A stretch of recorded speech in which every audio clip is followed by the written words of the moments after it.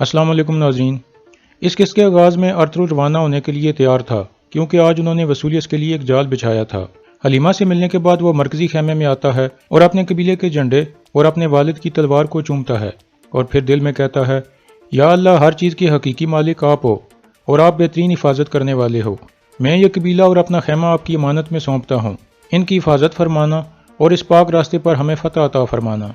इसके बाद अरतुल अपने खेमे से बाहर निकल जाता है। दूसरी तरफ आलियार जावेदार कबीले के मरकजी खेमे में मौजूद था। इतने में कुतलुजा और दुआन अंदर दाखिल होते हैं। कुतलुजा कहता है, हमने जो आदमी तुर्क कबीलों में भेजे थे वो एक खबर लाए हैं कि 3 तुर्क कबीलों के सरदार किसलिक पहाड़ी पर शिकार के लिए इकट्ठे जा रहे हैं। आलियार कहता है, अरतुल साहब सही कह रहे थे, उराल तुर्क कबीलों की हिमायत हासिल करना चाहता है। ये तीनों तुर्क सरदार उराल जैसी सोच रखते हैं, वो शिकार का बहाना कर रहे हैं। कुतलुजा पूछता है, तो फिर क्या हुक्म है सरदार? आलियार कहता है, वो हमारे बगैर शिकार नहीं कर सकते कुतलुजा, हो सकता है कि कुछ गद्दार हमारे हाथ लग जाएं। तैयार हो जब हम जा रहे हैं। दूसरी तरफ अरतुल अपने खास सिपाहियों के साथ कबीले से निकल आया था।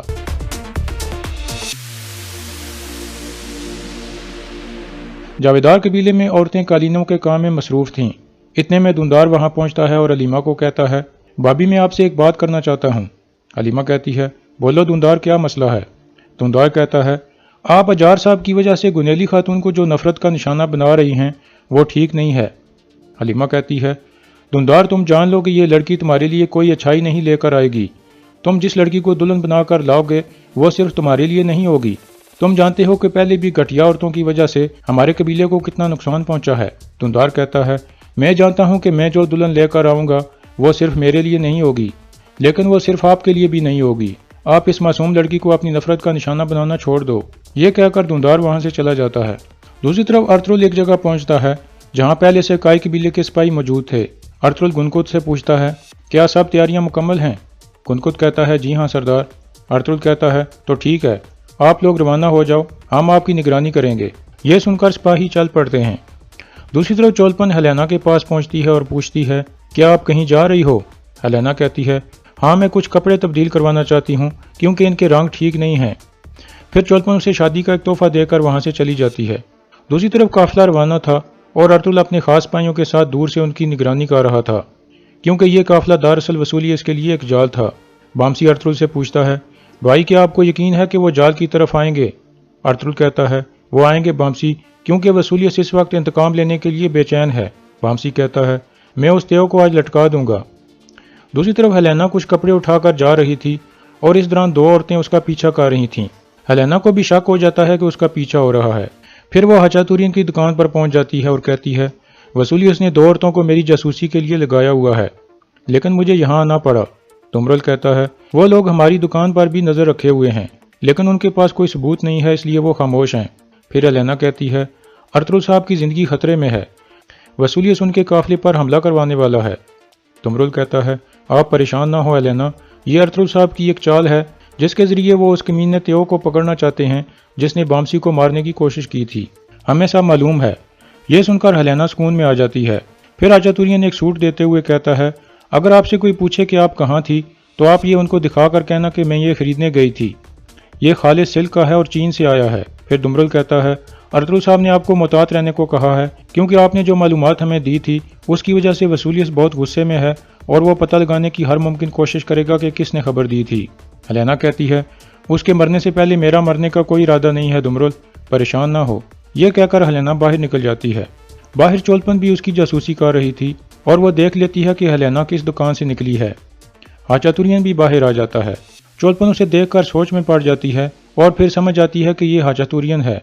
फिर वो मुंह छुपाकर हाचातुरियन के सामने से गुजरने लगती है तो हाचातुरियन भी कुछ चौंक जाता है, लेकिन वो उसे सही तरह से देख नहीं पाता, जिसकी वजह से उसे पता नहीं चलता कि वो औरत कौन थी। दूसरी तरफ आलियार अपने सिपाहियों को लेकर जंगल में पहुंच चुका था ताकि उराल और 3 तुर्क सरदारों को पकड़ सके। इतने में उसके सिपाहियों की तरफ से एक तीर आकर गिरता है, जो इस बात की निशानी थी कि उन्होंने तुर्क सरदारों को देख लिया है। फिर आलियार और उसके सिपाही उस तरफ रवाना हो जाते हैं। दूसरी तरफ उराल 3 तुर्क सरदारों के साथ बैठा हुआ था और उन्हें कहता है, मेरे कबीले पर कब्जा हो चुका है और ये उस आदमी ने किया है जो इक़्तिदार का भूखा था और आज मुझे गवर्नर के पास पनाह लेनी पड़ रही है। लेकिन मैं चाहता हूँ कि आप भी इस हिर्स का निशाना न बन जाएं, इसलिए हमारा इकट्ठा होना ज़रूरी है। सरदार अफसिन कहता है, उराल भाई, आप हमारे कबीलों में आकर रह सकते हैं, हम आपको खुश आमदीद कहेंगे और हमारे सिपाही आपकी खिदमत के लिए हाजिर होंगे। उराल कहता है, शुक्रिया, हमारा असल मसला ये है कि हम अपने तुर्क कबीलों को अर्तुगरुल से कैसे महफूज रखें।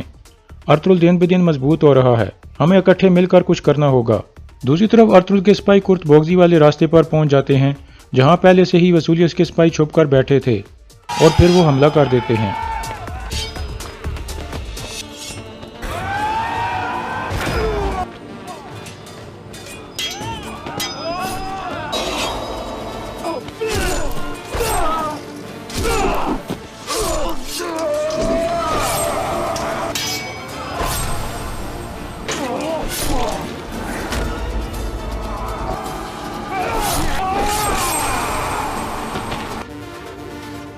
इस लड़ाई में वहां मौजूद वसूलियस के तमाम सिपाही मारे जाते हैं, लेकिन इतने में त्यो काफी सारे आदमियों को लेकर वहां पहुंच जाता है और अर्तुगरुल की तरफ बढ़ने लगता है। अर्तुगरुल बामसी को कहता है, तुम्हारा कैद खाने वाला साथी आ रहा है बामसी। बामसी कहता है, भाई आने दो इसे, मैंने इसे बहुत ज्यादा याद किया है। त्यो करीब आकर उनके सामने खड़ा हो जाता है। दूसरी तरफ उराल और 3 तुर्क कबीलों के सरदारों की मुलाकात जारी थी। एक सरदार पूछता है, आपका क्या मंसूबा है? उराल कहता है, हम मिलकर अर्तुगरुल के साथ लड़ाई करेंगे, लेकिन जब तक मेरी तरफ से आपको इशारा नहीं मिलता आप बिल्कुल खामोश रहेंगे और किसी को शक नहीं होना चाहिए कि हम आपस में इत्तेहादी हैं। तीनों तुर्क सरदार भी इस बात पर रजामंद हो जाते हैं। फिर वो सब खड़े हो जाते हैं और वापसी की तरफ रवाना हो जाते हैं। दूसरी तरफ त्यो अपने आदमियों के साथ अर्तुगरुल के सामने खड़ा था और कहता है, तो तुमने हमारे लिए जाल बिछाया है अर्तुगरुल, इस दफा तुम मुझसे बच नहीं पाओगे। अर्तुगरुल कहता है, तो फिर आ जाओ बड़े सर वाले, देखते हैं कि किसने किसके लिए जाल बिछाया है। त्यो कहता है, तुम सबको कत्ल करने के बाद हेलेना की बारी होगी, जो किले में तुम्हारी जासूस है। ये सुनकर अर्तुगरुल और बामसी चौंक जाते हैं। फिर अर्तुगरुल अल्लाह अकबर का नारा लगाते हुए हमला कर देता है और लड़ाई शुरू हो जाती है।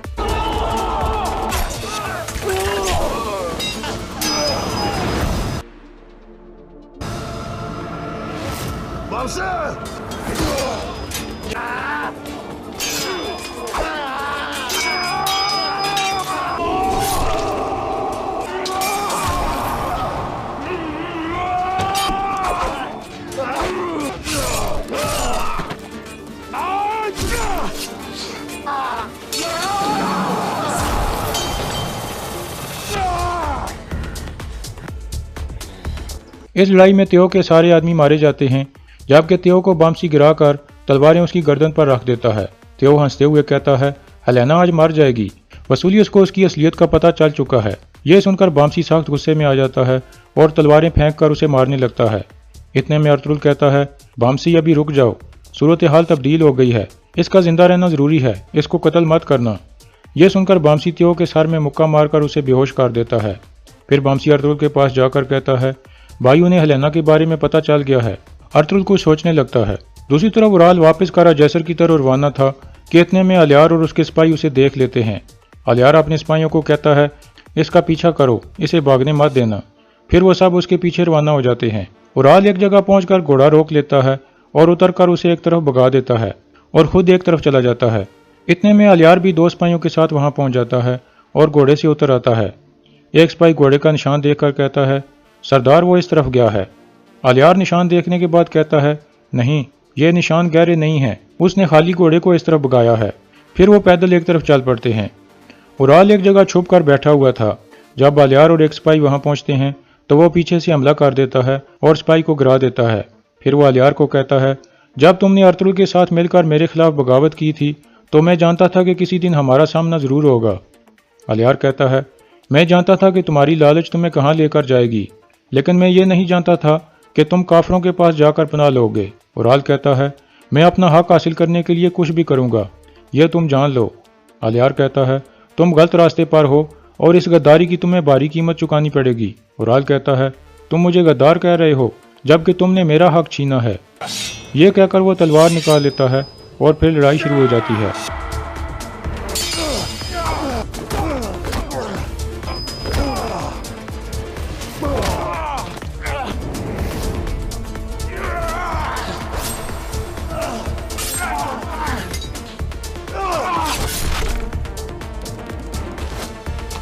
اس لڑائی میں الیار ہلکا سا زخمی ہو جاتا ہے اور اڑال بھی زخمی حالت میں بھاگنے میں کامیاب ہو جاتا ہے۔ دوسری طرف بامسی کہتا ہے وسولیس ہیلینا کو نہیں چھوڑے گا، ہمیں کچھ کرنا ہوگا بھائی۔ ارطغرل کہتا ہے میں اس بارے میں سوچتا ہوں بامسی۔ اتنے میں تیو کو باندھ دیا جاتا ہے۔ اس دوران وسولیس کا ایک سپاہی جو چھپ کر سب کچھ دیکھ رہا تھا وہ واپسی کی طرف مڑ جاتا ہے۔ پھر ارطغرل کہتا ہے ہیلینا کو بچانے کا ایک ہی طریقہ ہے، اگر وسولیس کو پتہ چل جائے کہ میں اس غدار سپاہی یاگز کے بارے میں سب جانتا تھا اور میں نے اسے استعمال کر کے وہ جال بچھایا تھا تو وہ ہیلینا پر شک نہیں کرے گا۔ ابھی ہم جاویدار قبیلے جائیں گے اور یاگز کو ایک آخری ذمہ داری دیں گے۔ اس کے بعد وہ سب تیو کو لے کر جاویدار قبیلے کی طرف روانہ ہو جاتے ہیں۔ دوسری طرف 3 ترک سردار واپسی کی طرف روانہ تھے کہ اتنے میں الیار ان کے سامنے پہنچ جاتا ہے اور کہتا ہے سردارو، تم لوگ جس آدمی کے پیچھے چل رہے ہو وہ میرا بھائی نہیں بلکہ میرا دشمن ہے۔ آپ یہ جان لیں کہ اس کے دوست ہمارے دشمن ہیں۔ سردار افسین کہتا ہے یہ کیا کہہ رہے ہو الیار صاحب، ہم کس کے پیچھے چل رہے ہیں؟ الیار کہتا ہے میں جانتا ہوں کہ تم لوگ اورال کے ساتھ مل رہے ہو، آپ لوگ صرف اپنی بربادی کی تیاری کر رہے ہو، لیکن آپ یہ جان لیں کہ اگلی دفعہ میں صرف بولوں گا نہیں بلکہ کچھ کروں گا۔ جو اورال کا دوست ہے وہ الیار کا دشمن ہے۔ اور یہاں اس قسط کا اختتام ہو جاتا ہے۔